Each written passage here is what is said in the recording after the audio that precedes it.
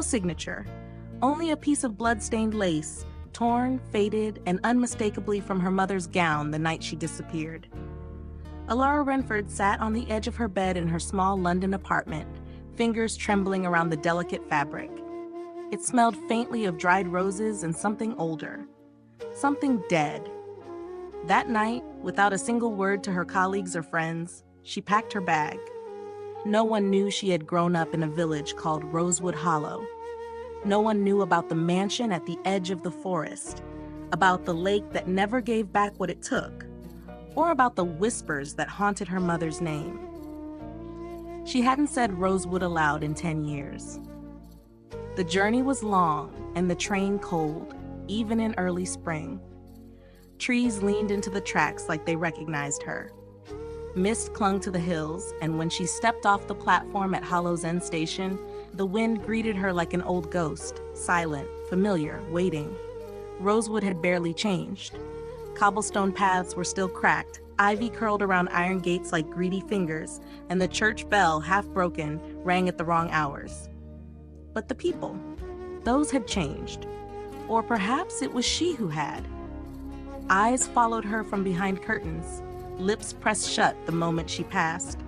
Children were pulled indoors with whispers. Her family manor, Renford House, stood exactly where she left it, only it seemed smaller now, colder.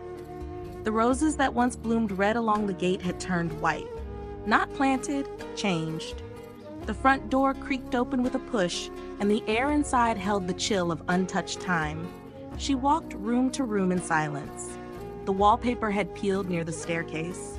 Her mother's harp was still in the music room, draped in a sheet like a corpse at a wake. Dust clung to every memory, but nothing stopped her until she entered her mother's dressing chamber. There on the floor was the broken frame of a photograph. She turned it over, her mother in that same lace gown, standing by the lake, smiling. Someone had taken a knife to her face. Alara felt her throat tighten, but the room wasn't done with her yet. Her gaze lifted, toward the mirror. The same mirror where her mother used to comb her hair each night, humming softly. Now, it was cracked down the center, and across the glass, someone had written, not recently, the dust had settled around it, "You came back too late." Her knees buckled slightly. She stepped back. The mirror did not blink. Outside, wind howled through the hollow. Somewhere, a door slammed without a source. And in the distance, the chimes of Thornhill Manor rang, a bell tower that hadn't worked in a decade. Alara steadied herself. She took a deep breath, then whispered to the room, "I'm not leaving again. Not until I know what you did to her." And the house, in its silence, seemed to listen. Tall hedges, sculpted into unnatural perfection, flanked the long gravel driveway. Chandeliers glimmered through the upper windows like distant stars, too bright for warmth. Alara adjusted the strap of her black velvet gown and stepped out of the car she'd borrowed from a sympathetic neighbor. Her fingers were cold, though not from the air. She had no real reason to come tonight, only a formal invitation bearing the seal of the Thorn crest, handwritten with suspicious civility. A trap? Maybe? Or perhaps Lucian Thorn simply wanted her to see what he'd become, what he had chosen. Inside, the ballroom glistened with gold and marble. Musicians played a waltz that wrapped around conversations like silk. Everyone here looked polished, rehearsed, designed. But the moment Alara entered, it was as if a draft followed her. People turned, faces stiffened, whispers started. Some recognized her. Some only remembered the scandal her family name carried. Then came Seraphine Blake, elegant, tall, dressed in crimson like a rose soaked in wine. She noticed Alara almost instantly. Her smirk didn't even try to hide itself. "Alara Renford," she purred, gliding over with a flute of champagne. "How very quaint." Alara kept her posture steady. "It's a beautiful party, just like your manners." Seraphine's eyes flickered with something cruel. "I suppose tragedy makes people bold." Before Alara could respond, a voice behind her made her freeze. "Alara?" She turned slowly. Lucian Thorn stood just a few steps away, the man who once made promises by moonlight and broke them before sunrise. He looked older, Sharper around the jaw, eyes deeper, but the same sadness lived beneath his gaze, as if time had wounded him too, but in a different way. And for a second, just one breath, Alara saw the boy who used to love her. Then it passed. "Lucian," she said with polite frost, "I see congratulations are in order." His lips parted as if to say something, maybe something honest, but Seraphine looped her arm through his and smiled wide, her ring catching the light. "Yes. Isn't it wonderful? We're getting married in summer. You'll stay for the announcement, of course." Alara met Lucian's eyes, searching for guilt, for shame, for truth. But all she found was hesitation, and that was worse than cruelty. She didn't answer Seraphine. Instead, she drifted from them, letting the music carry her through the room.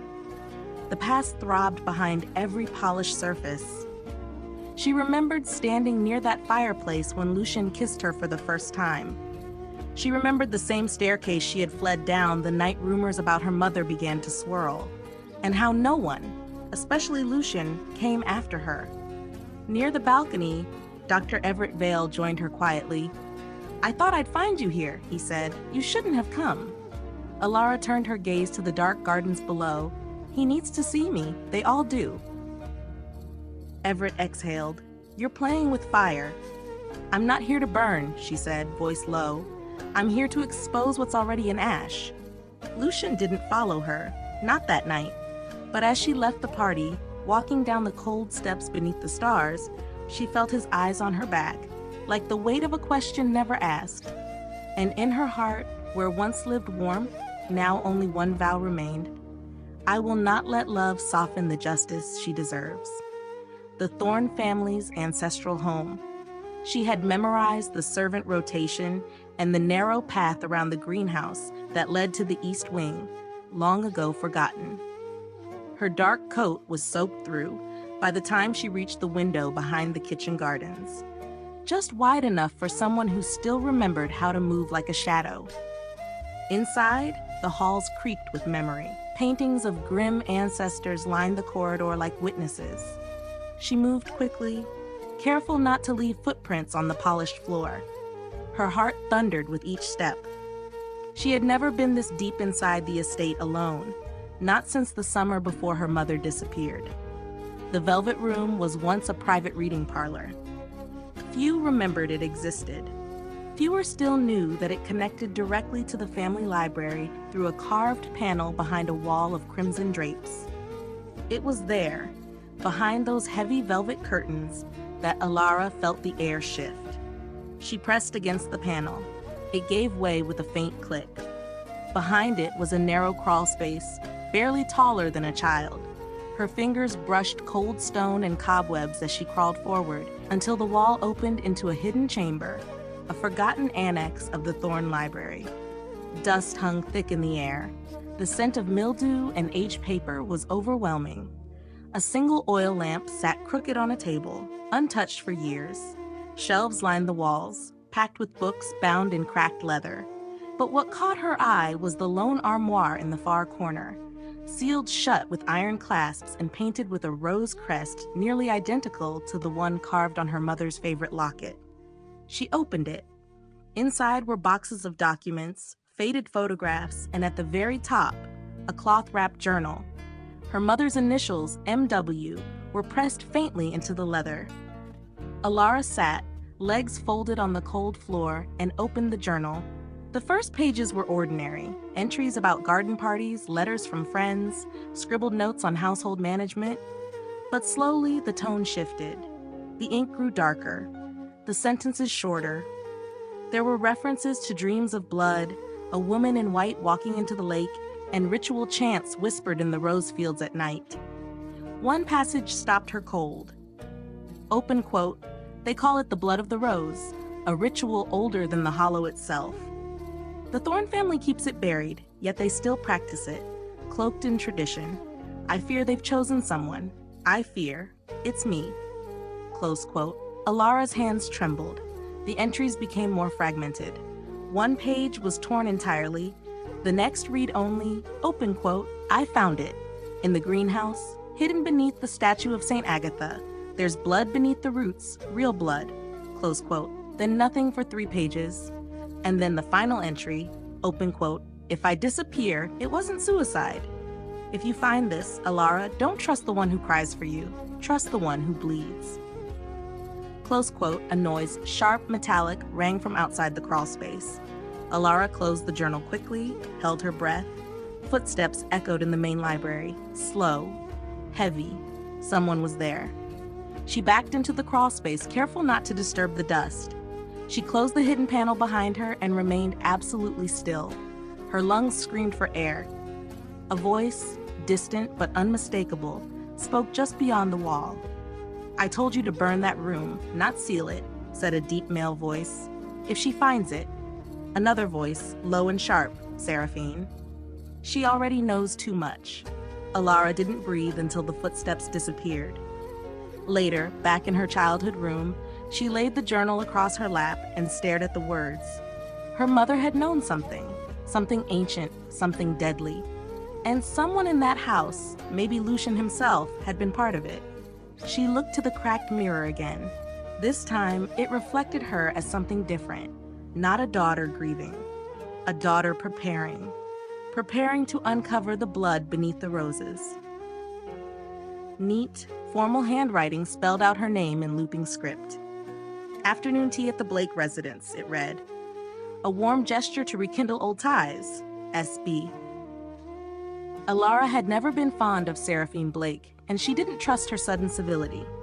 But she went. The Blake Manor sat on the western slope of Rosewood Hollow, a white columned estate that masked rot beneath its perfection. Alara wore a navy dress and an expression of polite detachment. As she entered the parlor, the air was thick with perfume and tension. Seraphine stood beside a silver tea set, glowing in red silk and false smiles. "How lovely you could come," Seraphine purred, her voice honey-laced poison. "Do sit." Alara sat across from her, legs crossed. She kept her hands still, her voice calmer than she felt. The tea was served, fine porcelain, jasmine-scented steam rising. Seraphine watched her too closely. "I heard you've been revisiting old places," Seraphine said casually. "Libraries, graves, secrets." Alara didn't flinch. "Sometimes the past is louder than the present." Seraphine's eyes gleamed. "It certainly is in this village." Alara reached for the teacup but paused. There was a faint shimmer, barely perceptible near the rim. Something crystalline. She lowered the cup and met Seraphine's gaze. "I think I prefer mine cold." Just then, the front door burst open. Dr. Everett Vale strode in, pale, breathless. "Alara, don't drink it." The room froze. Seraphine's smile vanished. Everett walked straight to the table, snatched the teacup and sniffed it. His nostrils flared. "Belladonna, not enough to kill instantly, but enough to silence." Alara stood slowly. "Why?" Seraphine tilted her head. "You think I poured it myself?"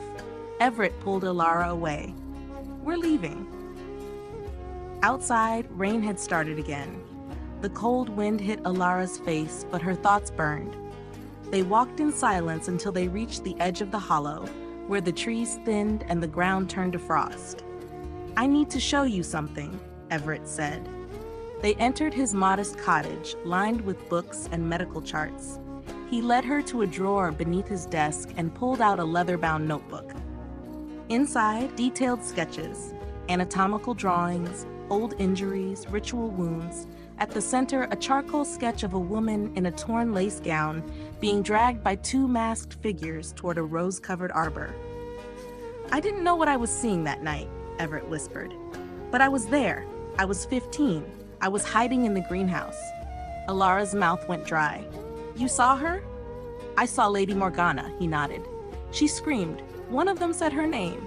The other wore the thorn crest." Her chest tightened. "Lucian?" she asked, barely able to form the word. "I can't be sure," Everett said. But the man was tall, dark hair, and he begged the other to stop. He wasn't leading. He was hesitating. Alara sat down slowly. Everything blurred. Lucian had been there, her mother had been taken, and someone had silenced it all. Love and betrayal twisted in her chest like thorns. She wanted to scream, but instead she opened her mother's journal again. The pages shook in her hands, but her voice didn't when she said, "They're still hiding something." and I won't leave until I find what they buried beneath the roses. Everett met her gaze. I'm with you, he said softly, to the end. Alara didn't believe in ends anymore, only in revelations and the justice that must follow. The moon hung high but hidden, its light diffused through the mist like a silent accusation. Alara stood at the edge of Lake Leora, boots sinking slightly into the damp earth, the journal clutched tightly in her hand. The water was unnaturally still, the kind of stillness that felt deliberate, like it'd been holding its breath for years. The journal had led her here. In one of the final pages, her mother had written cryptically, "If they bury truth in roses, they drown it in Leora."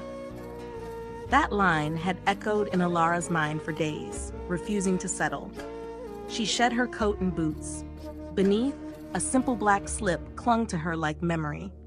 Her fingers trembled as she tied a rope around her waist and anchored it to a half-buried tree root. The other end held a small iron lantern, flickering with waterproof flame, something Everett had prepared for her, though he didn't know what she intended to do tonight. With a final breath, Alara stepped into the lake. The cold swallowed her instantly. She sank, slow and deliberate, lantern trailing behind like a dim star. Visibility was almost nothing. Mud curled like smoke, algae brushed her arms, and somewhere in the dark, something ancient shifted. But she kept going, pulling herself deeper along the rope. At the bottom, her fingers grazed something hard, metal, partially lodged in the silt. A box. She dug around it furiously, lungs burning. When it loosened, she yanked it free and kicked upward, fighting the weight, the water, and her own panic. Her head broke the surface with a gasp, and she pulled herself to shore, coughing and shivering, but victorious. She pried the lid open. Inside was a single dancing shoe, once ivory, now dulled by time and marred by a stain of dried, crusted blood. Alara's breath caught. It was her mother's. She recognized the delicate embroidery, the tiny hand-stitched roses along the side. The shoe was meant for the annual Rosewood Ball, the night Morgana Renford disappeared. Beneath the shoe, tucked into the velvet lining, was a brooch. Not just any brooch. It bore the Thorn family crest, a silver serpent coiled around a blooming rose. Alara stared at it, heart pounding, fingers clenched. It wasn't suicide. It wasn't an accident. Her mother had been murdered, and someone had tried to drown the evidence at the bottom of this cursed lake. But Lake Leora, for all its silence, remembered. She heard twigs crack behind her. Alara turned sharply, brooch in hand, mud still clinging to her skin. Lucian stood at the tree line, eyes wide, breath visible in the air. He had followed her, or maybe he had been watching her longer than she knew. "Alara," he said, voice uncertain, "what are you doing?" She held up the brooch. The light from the lantern glinted off it like a blade. "This belonged to your family," she said coldly. "I found it at the bottom of the lake, with my mother's blood still on it." Lucian stepped forward, but Alara backed away. "You knew something," she continued, voice shaking but firm. "You were there that night. Maybe not the killer, maybe just the coward, but I won't protect you anymore." Lucian looked at her like she was a stranger, or maybe he was seeing her clearly for the first time.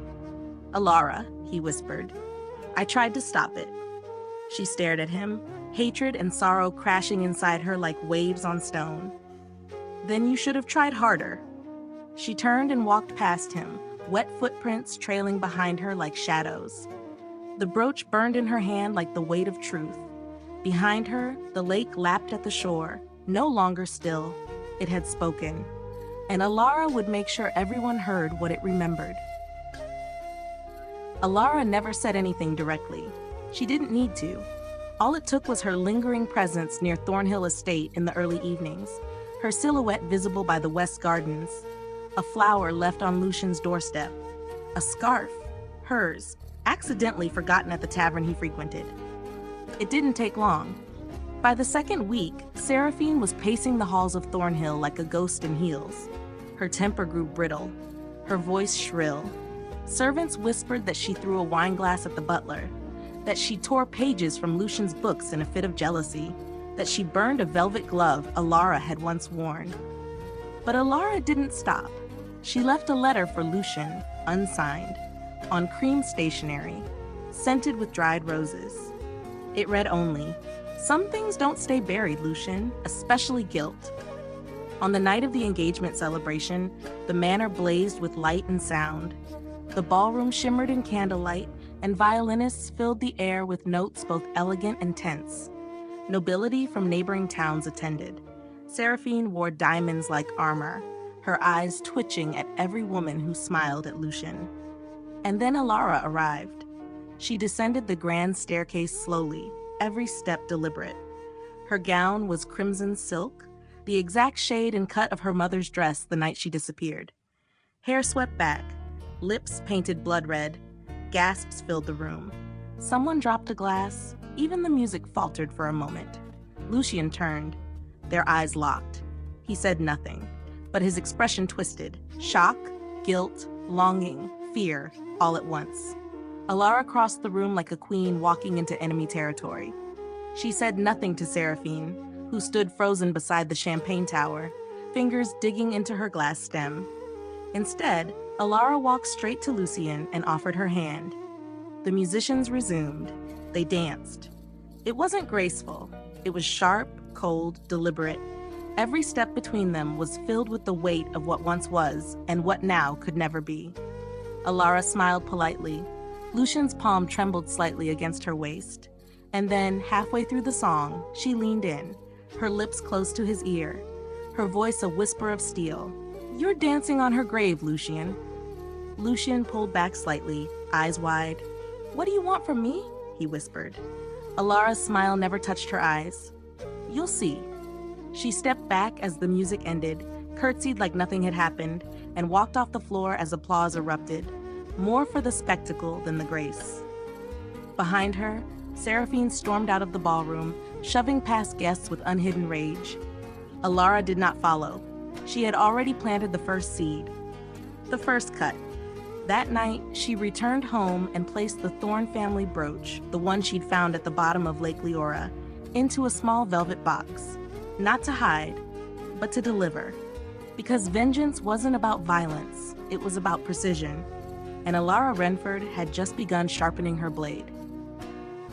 Alara stood by the tall windows of Renford House, the velvet curtains pulled aside. She hadn't slept. Her fingers were still cold from the night before, and the scent of candle wax clung to her skin. A knock came, soft and hesitant. She opened the door to find Lucian without his usual coat or guarded charm. His eyes were rimmed with exhaustion, his voice rasped from something deeper than sleep deprivation. "I need to talk to you," he said, not as a thorn, not as her former lover, but as a man unraveling. Alara let him in, but only barely. He stood in the drawing room like he didn't belong, like he never did. "I wasn't honest," Lucian began. "The night your mother disappeared, I was there, in the rose garden." The words clanged in the air like church bells, loud, heavy, too late. Alara didn't interrupt. Lucian exhaled, shaky. "She asked to meet. She said she had discovered something about my family, about the old rituals. She was afraid, she wanted my help, but I didn't know what to believe. I was still trying to please my father, still trying to be what he demanded." His voice cracked. "He was there, Alara, my father. Lord Thorn? He came out from the shadows like he'd been waiting for her. He said she was trying to destroy the bloodline, that she'd gone too far." Alara's heart pounded. "I tried to stop him," Lucian said, stepping closer. "I swear I did, but he had men with him. I thought they only meant to scare her, not take her." He stopped. His eyes shone with something real. Guilt, grief, a fragment of the boy she once loved. "He told me later she was handled," Lucian whispered.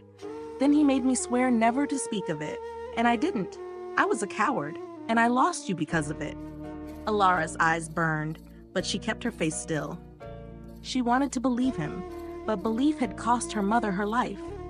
"I buried the truth for so long," Lucian said. "I almost convinced myself it wasn't mine to dig up." He turned away, pain etched deep into the lines of his back. "He's dead now," he said. Died 2 years ago. Lung disease. We cremated him. I saw the ashes myself. Alara's voice was quiet but sharp. Then explain this. She walked over to her desk and pulled out a document Dr. Everett had given her the night before. It was creased, yellowed, but clear. She handed it to Lucian. He read it once, then again. And then his knees nearly gave out. This is a falsified death certificate, Alara said. Your father didn't die. He was committed to St. Mallory's Asylum, under a different name. The hospital registered the alias as Elias Ainsworth. Same birthday, same blood type, same handwriting on the intake forms as his old journals. Lucian shook his head. No, that's not possible. We scattered his ashes at the sea. I was there. Were you? Alara asked coldly. Or did they give you a box of someone else's dust and call it closure? Lucian couldn't answer. He looked up at her like a man watching the floor crumble beneath him. I need to see him, he murmured. If he's alive. He is. Alara cut in. And he's still dangerous. She took back the paper. This isn't over, Lucian. You want to help me now? Then don't try to redeem yourself with guilt. Help me end what your family began. Lucian said nothing for a long moment. Then finally he nodded, small, uncertain, but real. And somewhere far away, thunder rumbled through the hollow, as if something beneath the soil had stirred. Because the past wasn't dead. It had only been buried in velvet. And velvet, no matter how rich, always rots. It was a gray building, sterile and suffocating, standing at the edge of the moors like a forgotten monument. Alara and Dr. Everett Vale passed through the halls in silence, led by a nurse whose expression flickered with discomfort the closer they got to the isolation wing. He doesn't speak clearly, the nurse warned. Most days he doesn't know where or who he is. But Alara had already braced herself. This was never about clarity. It was about confrontation, about pulling the final truth out of the darkness. They entered a small room with padded walls and a barred window. The man in the corner sat hunched in a chair, thin and pale, muttering to himself. His white hair was tangled, his eyes sunk deep into his skull. He was draped in a robe that once might have belonged to a man of power, but now looked more like the shroud of a ghost. Lord Thorne. Alara stepped forward. Everett stayed behind, watching closely. Do you know who I am? Alara asked. The old man didn't answer. His hands twitched. He stared at the floor like it was whispering to him. She knelt before him. My name is Alara Renford. You killed my mother. Something shifted behind his eyes. He looked up and smiled. She thought she could change it, he rasped. She thought her blood was strong enough, but it wasn't. It never was. Alara's stomach tightened. What did you do to her? He chuckled. A dry, cracking sound. We gave the hollow what it demanded. Every 3 generations. A binding, a seed in the soil, a woman for the roots to drink. His voice lowered into a chant, half mad, half memory. Blood for the roses, flesh for the hollow. She didn't scream for long. Everett stepped closer, voice firm. And Alara? What was she in this? The old man's smile deepened. She was born from it. The last child of the right, blood of thorn, flesh of shadow. Morgana raised her, but the womb was borrowed. She was never hers. Alara went cold.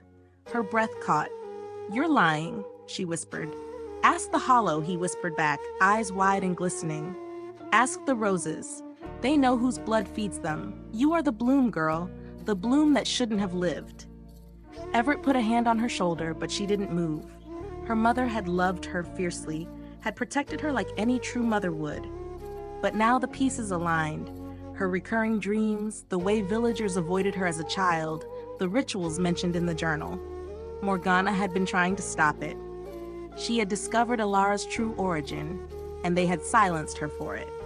Alara stood slowly. Lord Thorne had begun to mutter again, lost in his looping thoughts.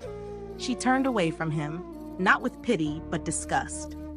Outside, the wind had picked up, brushing against the iron bars like fingertips tapping from another world. In the hallway, Everett pulled her aside. We need to get you out of this place.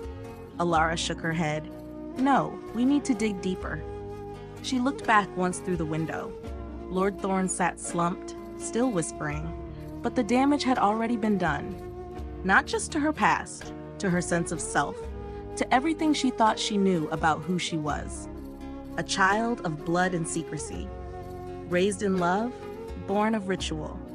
And now the roses that once made Rosewood beautiful felt like teeth in the soil. It was no longer about avenging Morgana. It was about reclaiming her own name and burning the roots that had tried to claim her. Rain lashed the windows of Renford House, but inside, the dining hall glowed with the warm flicker of dozens of candles, too many intentionally so. It was a night meant for memory, for reckoning. Alara stood at the head of the long table. Her dress was black silk, her hair pulled back, face pale but resolute. Around the table sat the remaining pillars of Rosewood's elite, the faces that had once whispered behind her back, the ones who claimed ignorance when her mother vanished. Lucian Thorne sat near the end, shoulders hunched, guilt bleeding from every breath. Seraphine Blake, flawless as ever, sat rigidly beside him, eyes darting, hands twitching. And beside Alara stood Dr. Everett Vale, silent, steady, the only person left who had never betrayed her. "Thank you for coming," Alara said, voice calm despite the storm shrieking beyond the walls. "Tonight, I have only one course to serve, the truth." No one spoke. Alara reached down and placed 3 items before them: her mother's journal, the blood-stained brooch bearing the Thorne crest, and the hospital document revealing Lord Thorne's survival in madness. The air shifted. A few gasped.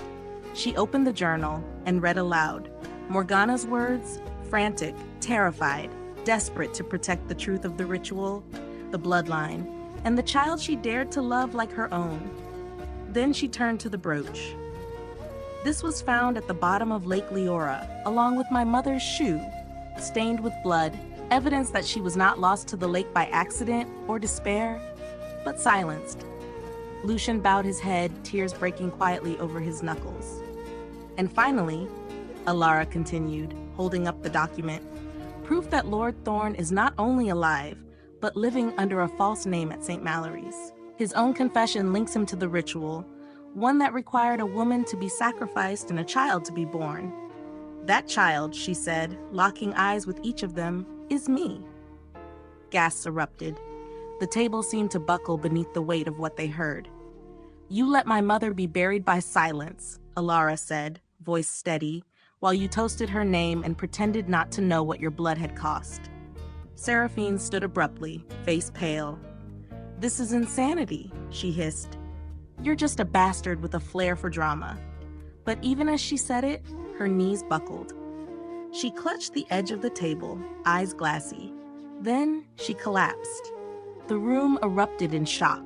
Everett rushed to her side. "She's fine." "Shock," he muttered. "The truth has its own gravity." Lucian stood then and walked toward Alara. He didn't speak. He only dropped to his knees in front of her, tears soaking his collar. "I didn't save her," he whispered. "I should have. And I couldn't save you either." Alara looked down at him, not with hate, but with the hollow ache of something that once could have been love. "You saved your silence, and it killed us both." Everett stood quietly, watching her. When the guests were gone, some silent, some furious, some broken, Everett lingered. The storm still roared. Alara walked to the garden behind the house, the same garden where her mother's laughter once filled the air, where blood had soaked into rose roots. Now, soaked in oil, she lit a single match, dropped it. The fire roared instantly, violent, orange, furious. The roses hissed, withered, and cracked beneath the weight of heat and truth. Smoke coiled upward like memories set free. Everett walked beside her, then turned and cupped her face gently. "This isn't over," he said, eyes full of something unsaid. "I know," Alara whispered, "but it had to begin with fire." Then he kissed her. Not sweet, not passionate, but final. When he pulled away, he said, "Goodbye, Alara." She didn't stop him. She only watched his figure disappear into the burning mist. Behind her, the garden of blood and secrets turned to ash, and the hollow, for the first time in decades, exhaled. Smoke lingered low over the ruins of the rose garden, curling above blackened stems and crumbled stone. Ash clung to the leaves of nearby trees like snow that had lost its innocence. Alara Renford stood alone at the edge of what used to be a sacred, silenced place. The garden was gone, burned clean, every root undone, every petal sacrificed. What remained was ruin, but within that ruin, something softer had been planted. She knelt by the only unburned patch, where she herself had planted a single white rose hours before dawn. There, beneath the soil, lay a photograph, faded, worn at the corners. Her mother, Morgana, in a lace dress, smiling by the lake. It was the only piece Alara had left. She pressed it into the earth gently, covering it with trembling hands. No ceremony, no prayer, only silence. It was her final goodbye, not to the woman, because her mother had never truly left her, but to the pain, to the ache of not knowing, to the guilt of surviving. As the sun finally pierced the cloud cover, it cast golden light over the black soil, hitting the petals of the white rose like fire refracted through frost. She stood and turned away. The roads of rosewood were nearly empty. Windows were closed, curtains drawn. Word had already spread. Some said Alara was a witch. Others, a martyr. A few whispered her name with reverence. But no one stopped her as she passed, and she preferred it that way. At Hollow's End Station, the train waited, its black iron frame glistening in morning dew. Steam hissed along the platform like the hollow itself sighing her departure. Alara walked slowly, suitcase in hand. She wore no jewelry, no paint on her face, only truth and the weight of having faced it. Then a voice. Alara. She stopped, turned. Lucian Thorne stood several steps behind her. Wind tousled his dark hair. He looked hollowed out, not from sleep, but from something deeper, like a man who had bled without a wound. I don't expect forgiveness, he said. You won't get it, she replied quietly. I just needed to see you go. Alara's jaw tightened, but her voice stayed even. You had your chance to protect the innocent. Now let the guilty bleed. Lucian lowered his eyes. Will you ever come back? Alara looked past him, to the hills, to the dying smoke in the distance. I wasn't born to stay in a place that buried me alive, she said. I was born from the ashes, and I will bloom elsewhere. The train gave a final whistle. She stepped aboard, not looking back. Inside the carriage, she took a window seat. The landscape blurred as the train pulled away, trees folding behind her like closing wings. The hollow shrank in the distance, its secrets exposed, its thorns blunted, its garden scorched clean. Alara rested her head against the glass. She didn't carry love, she didn't carry hate, only justice, sharpened into memory. And somewhere far ahead, beyond hills, beyond fog, beyond the reach of old names, she would become something more than what they tried to contain. A bloom not of their garden, but of her own making.